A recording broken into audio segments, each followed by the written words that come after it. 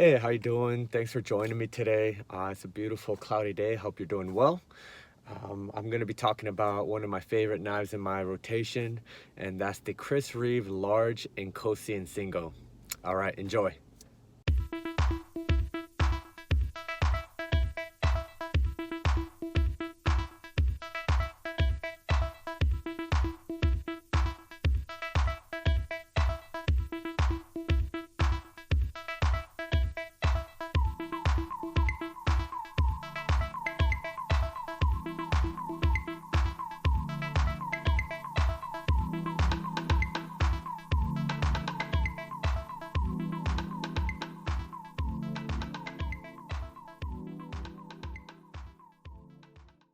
Hey, thanks for joining me, guys.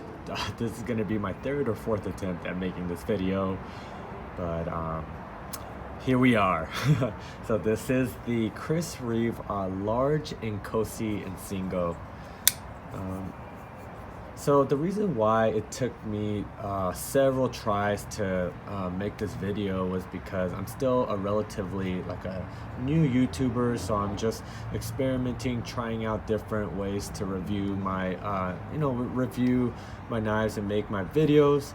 And so I'm trying to find like the best way to be, or at least try to be like the most comfortable in making my videos, you know what I mean? So I found that, even though I like to prepare, I don't want to be overly prepared, because I don't know about you guys, but when I'm overly prepared, I kind of psych myself out and it just comes off kind of clunky and just not me, So I need to have a good balance of kind of being off the cuff, but at least having something prepared for you guys. So I'm kind of on that journey, so just forgive me if it's if it doesn't flow and it's not, everything's not like super smooth, but you know what, I'm super enjoying this YouTube hobby so far.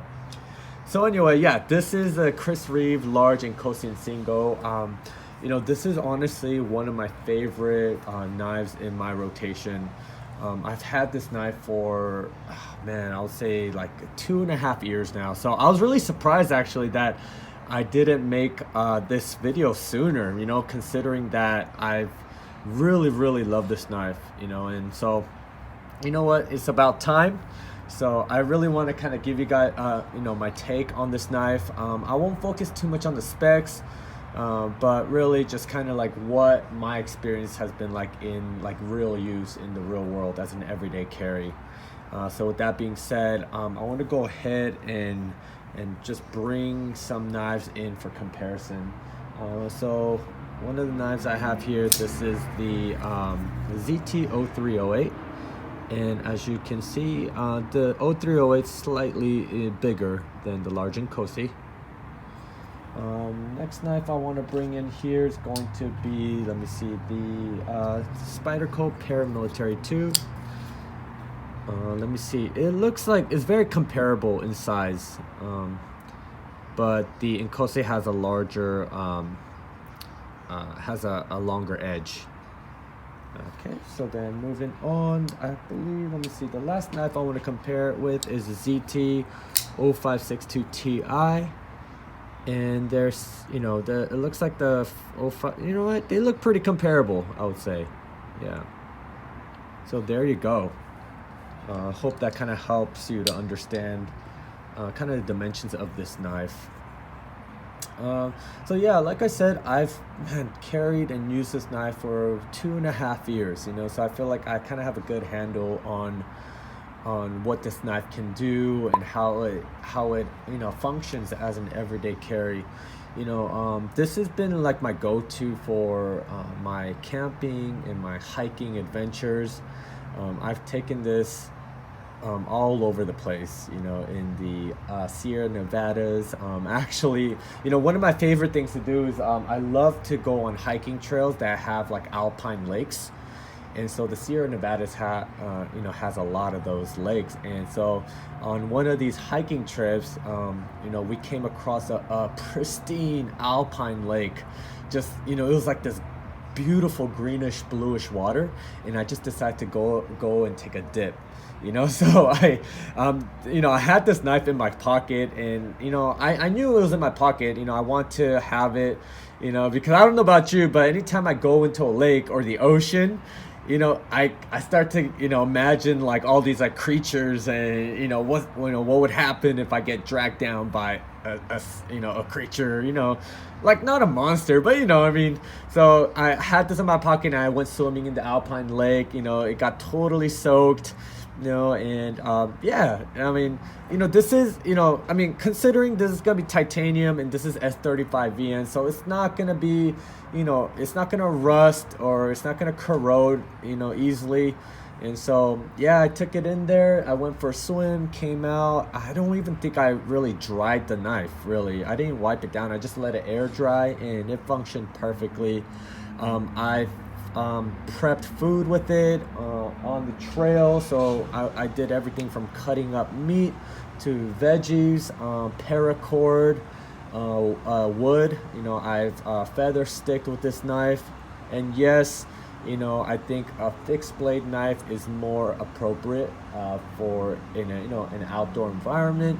But I really want to push the limits on a Chris Reeve, because if you know anything about Chris Reeve knives, is that they're known for their like ridiculously high tolerances, and the ability to just withstand a lot of use, and just really just just really put in the work. So what better way to do that than taking it camping, and just being out in the elements. Like I said, I've been in wet environments, I've been in dusty, dry environments, I've been in forest, mountain, beach, lakes. So this knife has seen just a very diverse set of usage and environments. And I gotta say, honestly, like, this knife is worth every penny. Now, here's the thing, when I first got into this knife journey, like over 10 years ago, right? One of the first knives I got was like a SOG, I believe it was like a SOG Visionary 2, and it was like $90. And at that time, I was like, dang, that is like ridiculously expensive. Like, I was kind of used to more like the what do you call it? The CRKTs, where, they range anywhere from like $20 to $50 to $70, $80, So I was just used to spending, like less than $100 on knives. So when I saw Chris Reeve knives, and I saw that these went for like $350 to like $700 a piece, I was flabbergasted. I was like, you know what? I'm never going to spend that much money on a knife. That's ridiculous, right? But if you know anything about the knife hobby, is that it changes you. You know what I'm saying? So, where I started with, with SOG, in the, less than $100 range, I start to make my way up into Spydercos, and then to like Benchmades, and then to zero tolerance, and slowly but surely, like my what do you call it? I gave myself permission to start spending more and more money on these knives. And granted, before I go on, please, please enjoy this hobby responsibly. Thankfully, I didn't ever put my family or myself like in debt, or excuse me, or like, spend money on on this where I was supposed to spend it on my bills, so, you just, be responsible, guys, and I know, we all are most of the time. But yeah, moving on. So yeah, over the years, I started to really want to get a Chris Reeve knife, and I think it's really, I was just really fascinated by what people were saying about Chris Reeves, about its incredibly high tolerances, its, build, craftsmanship, and just it was almost like at the very top of this pyramid, this like food chain, Chris Reeves was really at the very top of their game in terms of the production knife company. So, eventually, like all of us, who are in this hobby, ended up getting a Chris Reeve knife, And now, like, you could, you could spend thousands of dollars on customs, or like, what I'm saying, or even very high-end production knives, but anyways, moving on. Like, going back, this is worth every penny, honestly, guys. So if you're like, if you're looking to get like one knife for the rest of your life, I would say a Chris Reeve knife is perfect for that.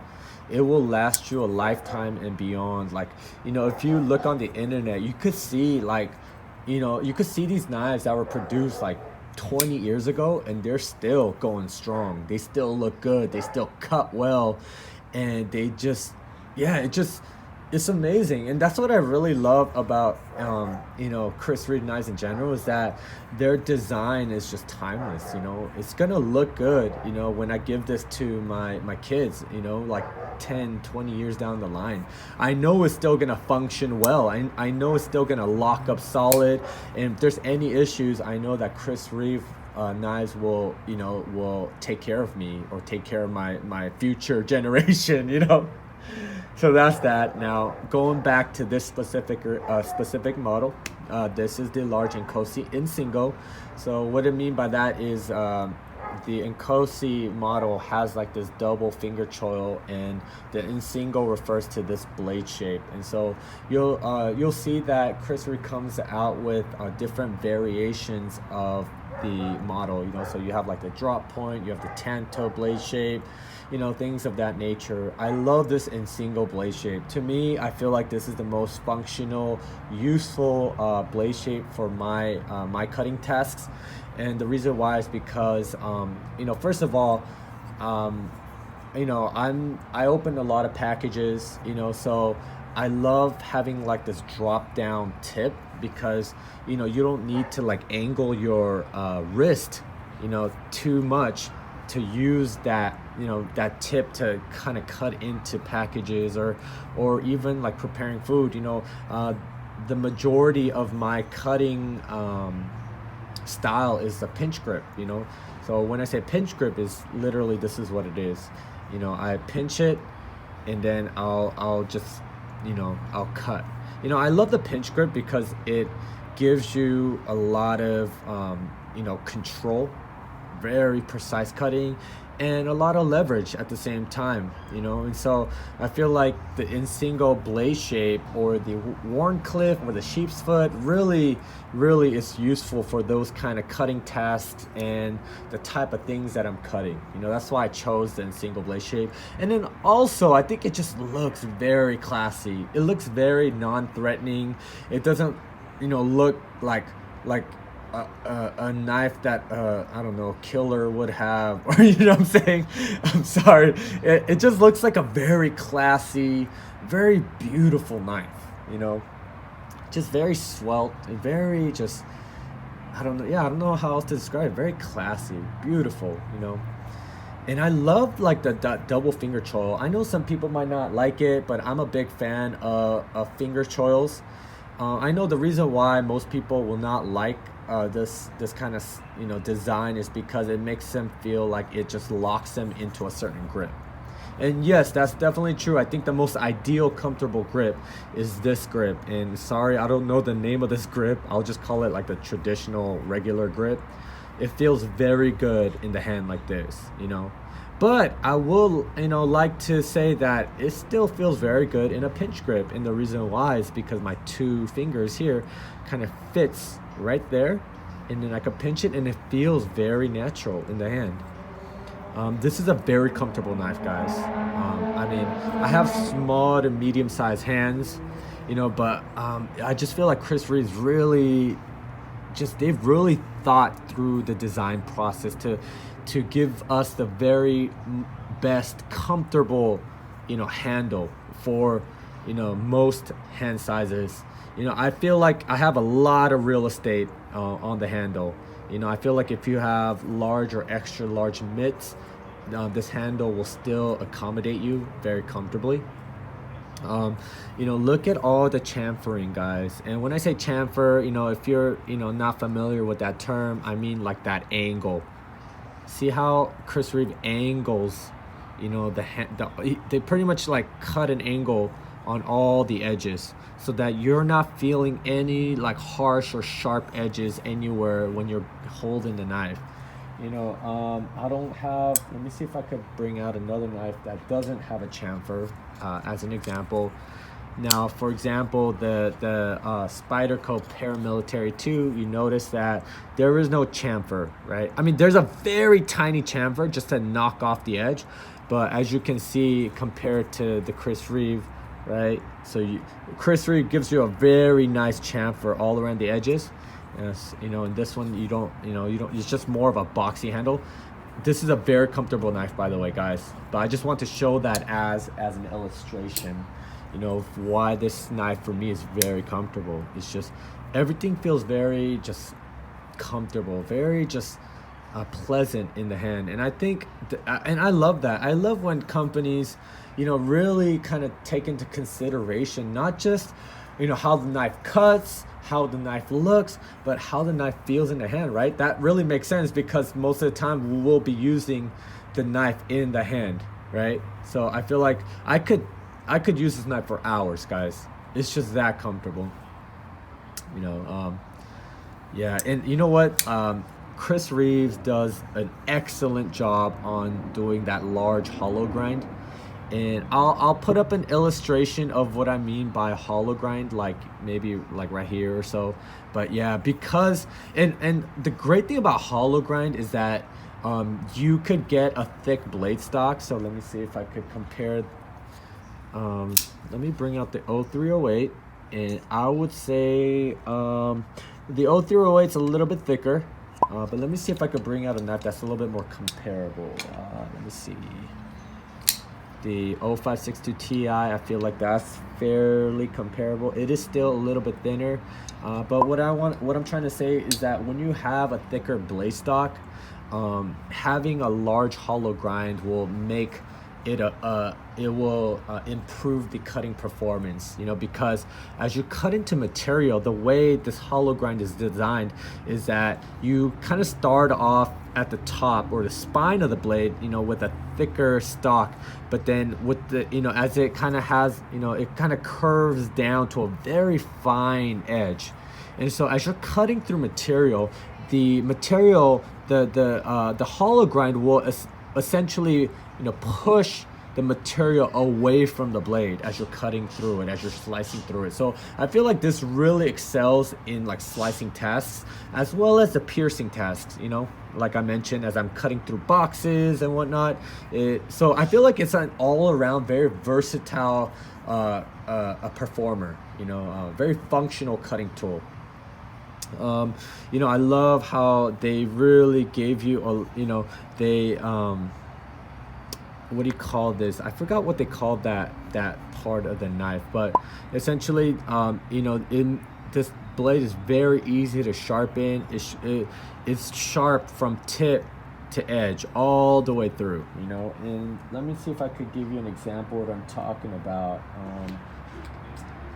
For example, sorry guys, I should be more prepared. You know what I'm saying? I'm sorry, but yeah, it's a great cutting tool. Even though it might not be the thinnest blade stock, because of that large hollow grind that Chris Reeve puts on this knife, it cuts very, very well. Yeah, as you can see all the little snail trails or all the scratches on the handle, and that's also what I really love about Chris Reeve knives, is that it looks good the more you carry and use it. It really just it ages with you, and I love that. One other thing I really love about this knife is that it's really easy to do maintenance on it. So when I say maintenance, I don't mean just like wiping down the blade after you use it, but Chris Reeve knives actually gives you the tools you need to take the knife apart. And in this instance, all you really need to take apart is this back body screw and the pivot screw. That's it. You don't even have to take this what do you call it, the stop pin screw off, because it'll just slide out. Once you take the pivot and this back body screw out, everything comes apart. And I love that design, It's just less work, less thing to worry about. It's super easy to take apart and clean, and it comes back together like a dream, guys. And just a testament to the incredible tolerances, that Chris Reeve's known for, because the tighter the tolerances, the less that you have to like play with the pivot screws and adjust the knife to get it just right. Once you clean it, put it back together, everything centers up just right. The blade centers up. It's just rock solid lock up, and it's just good to go. And I think that's another reason why this knife, or Chris Reeve knives in general, just really stands the test of time. It's because you take care of the knife. Granted, you don't have to take care of the knife, guys. You don't have to take it apart or whatnot, but that's part of the joy of owning a Chris Reeve knife, is taking it apart and really appreciating the way the knife is built, the way the knife is designed, to not just look good, but to be an incredible workhorse, to be an incredible performer. And that's what this is. This Large Inkosi Insingo is at the end of the day, it's a workhorse of a knife. It's not just made to look pretty, guys. It's not just made to be in a glass cabinet. It's really designed to be carried on you every day, and to really just put in the work and do what it needs to do. And so I'm not trying to make myself feel better for spending money on this knife. It's not at all that. It's really learning to appreciate the incredible craftsmanship that goes into making a product that's just incredibly well built, performs incredibly well, and it's gonna last for an incredibly long time, guys, right? Now, granted, you could spend, a $5 on a knife. You could go to your Home Depot and get a knife for $5, $10, and yes, it's gonna cut, it's gonna do the job that it needs to do. But it's over time, when you get into a hobby, right? When you start to really understand and appreciate something, you start to appreciate the levels, you know what I'm saying? It's the levels, it's if you're a car enthusiast, you might have started off with a Honda Civic, and nothing wrong with it. It's a reliable car. It's gonna probably last you forever. But if you start to understand how an engine works, and how all the parts of a car works together to perform, and you start to go down that rabbit hole, and then you start to understand why a Lamborghini costs the reason why it costs that. Or even if you get into watches, you might start with a Timex, right? An Ironman Timex watch for $30. But then if you go down that rabbit hole, right, you start to understand why a Rolex or an Omega or a Patek Philippe costs as much as it costs. And I feel I know it could sound like an excuse, guys, and to each his own, right? And so it is what it is. But if you're at that point in your knife journey where you're ready to jump into the high tier production knife game, you're kind of thinking about which Chris Reeve's knife you should get first, or maybe it's your 6th or 7th Chris Reeve knives, or maybe you're just thinking, man, this guy is is dumb, for spending all this money. I totally understand, guys. I really do, and I don't take it personally, but I just want to help you to understand that there's levels in the game, guys. You know what I'm saying? That there's levels in how companies and how people can make knives, and how they could really achieve the highest standard, the highest quality. At the end of the day, it's the mastery, right? It's the mastery of the skill. It's the mastery of a certain ability, you know, that people can pull off. You know, think about like, man, Kobe, you know what I'm saying? Like, just there's levels to the game, and I feel like Chris Reeve is at the very top of this of their game, of the knife game, like hands down, whether it's custom or production. You know, so with that being said, man, this knife is amazing. This is such an awesome, it's not just an art piece, guys. It is a functional tool at the end of the day, and it begs to be used, and it's worth every penny. With that being said, thanks so much for watching. I apologize for the background noise, but have a wonderful day. Bye now.